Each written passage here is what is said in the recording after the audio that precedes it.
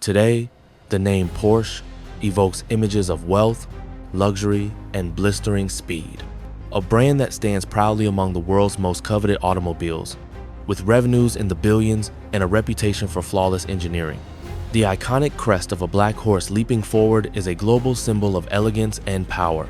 But behind the shimmering surface of this empire lies a truth far more disturbing.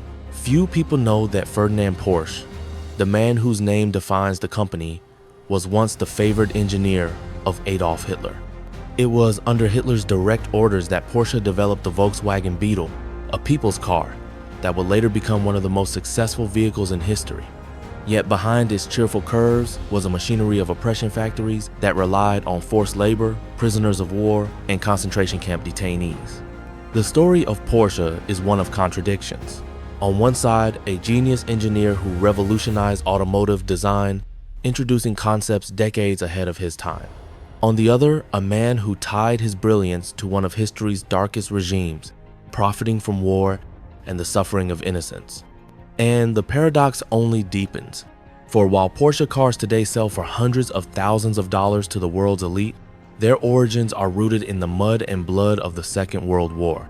After the fall of Nazi Germany, Ferdinand Porsche would not be celebrated as a hero, but dragged into the shadows, arrested, imprisoned, and forever scarred by his allegiance. This is not just the story of a luxury brand. It is the tale of a man who built an empire in the service of a dictator, paid the price for his choices, and left behind a legacy forever tainted by history. But how did Ferdinand Porsche, a poor boy from a small town in Bohemia, rise to become Hitler's trusted engineer? And how did that same name later transform into a symbol of luxury and prestige? The untold truth begins much earlier in the quiet streets of his childhood and family background. Ferdinand Porsche was born on the 3rd of September, 1875, in the small village of Maffersdorf, then part of the Austro-Hungarian Empire, in what is now the Czech Republic. His father, Anton Porsche, was a humble tinsmith who expected his son to inherit the family trade. His mother, Anna, managed the modest household, struggling to keep the family afloat. They were not wealthy, not influential, and certainly not destined to change the world. From the beginning, Ferdinand showed little interest in the life laid out for him. The noise of hammers in his father's workshop did not capture his imagination. Instead, it was the strange hum of electricity. As a boy, he secretly wired the family house with electric lights at a time when most homes in his village still relied on oil lamps. This single act revealed both his natural genius and his defiance of ordinary expectations. Yet life was not without hardship. The family's modest means meant that Ferdinand had no access to formal engineering education. Unlike the privileged elites who would go on to design the machines of the industrial age, Porsche was self-taught.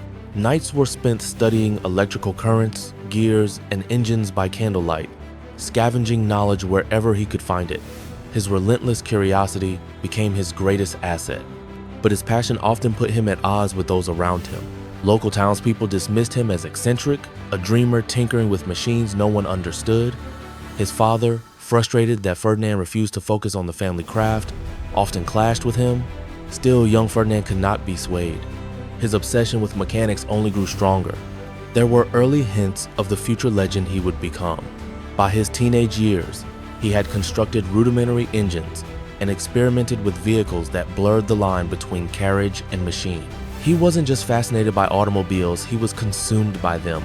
Decades before cars would dominate the roads of Europe, the boy who refused to follow his father's path would soon carve out one of his own, propelled by equal parts genius and defiance. But as he left his small village in search of greater opportunities, Ferdinand Porsche carried with him both the weight of his humble origins and the burning ambition to prove the world wrong. That ambition would lead him to his first struggles, humiliations, and bitter failures, moments that would nearly destroy him before destiny placed him in the orbit of power. Early struggles and failures. When Ferdinand Porsche left his quiet village behind, he carried little more than his stubborn determination and a restless mind. Lacking a university education, he was immediately at a disadvantage in a world where diplomas often mattered more than raw talent. But Porsche was never one to accept limits. He took on work as an apprentice mechanic.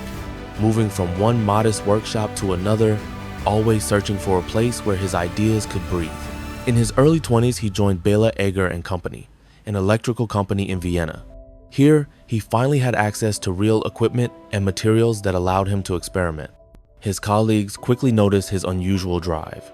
But while his inventions impressed a few, the wider establishment saw him as little more than an ambitious outsider.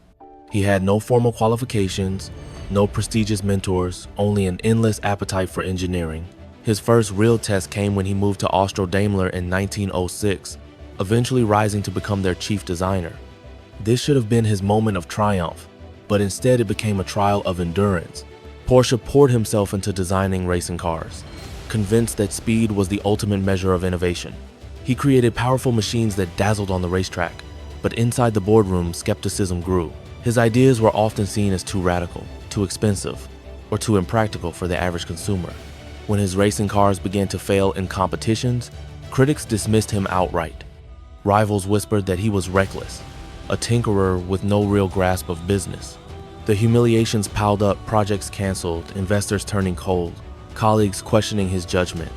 Yet perhaps the most painful blow came not from the outside world but from his own superiors.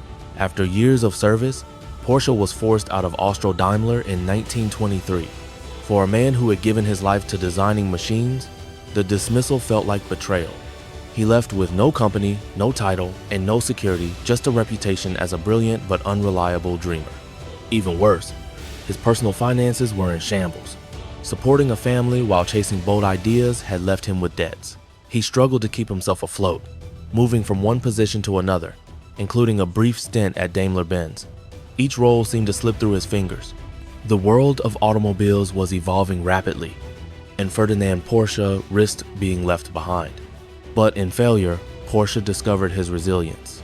Every rejection hardened his resolve. Every setback deepened his conviction. He refused to fade into obscurity.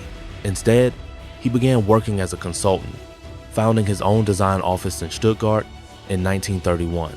It was here, surrounded by a small, loyal team, that he would finally begin to shape the ideas that would change history.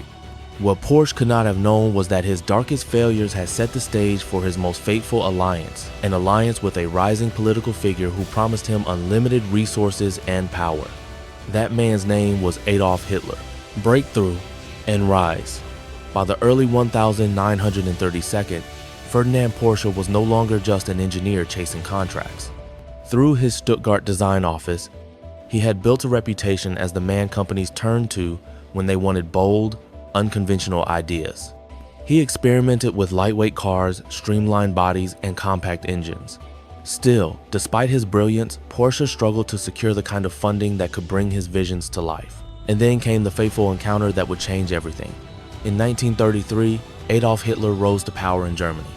The new chancellor was obsessed with transforming the nation not only politically, but technologically. He envisioned motorways crisscrossing the Reich, and alongside them, a car for every German family, cheap, reliable, and efficient. Most automobile companies dismissed the idea as impossible, but when Hitler met Ferdinand Porsche, he saw in him the perfect engineer to make this dream real. For Porsche, the opportunity was irresistible. Hitler granted him the resources he had long been denied: state funding, factories, and protection. In return, Porsche promised to build the Volkswagen, the people's car. The result was the Volkswagen Beetle. Its rounded shape, simple design, and affordable price would make it one of the most iconic vehicles of the 20th century. But in the 1932nd, it was more than just a car. It was propaganda on wheels, a symbol of Nazi Germany's promise of prosperity. Porsche had finally found his breakthrough, and his name was tied directly to Hitler's vision. At the same time, Porsche's engineering genius extended beyond civilian cars. Under Nazi patronage, he designed military vehicles, including the Kübelwagen and the fearsome Tiger tank.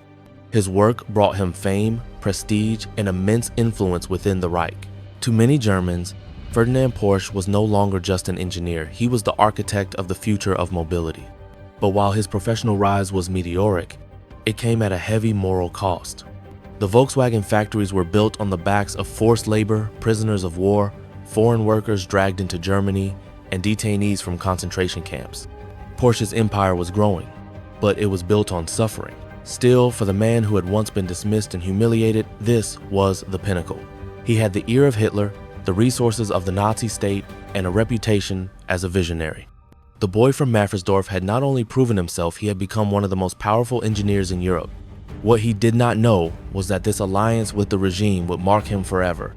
His triumph would carry within it the seeds of tragedy, because when the war ended and Hitler was gone, Ferdinand Porsche would be left alone to face the consequences of his choices: dark side, tragedy, and controversies. The war that had elevated Ferdinand Porsche to power would also drag his name into infamy.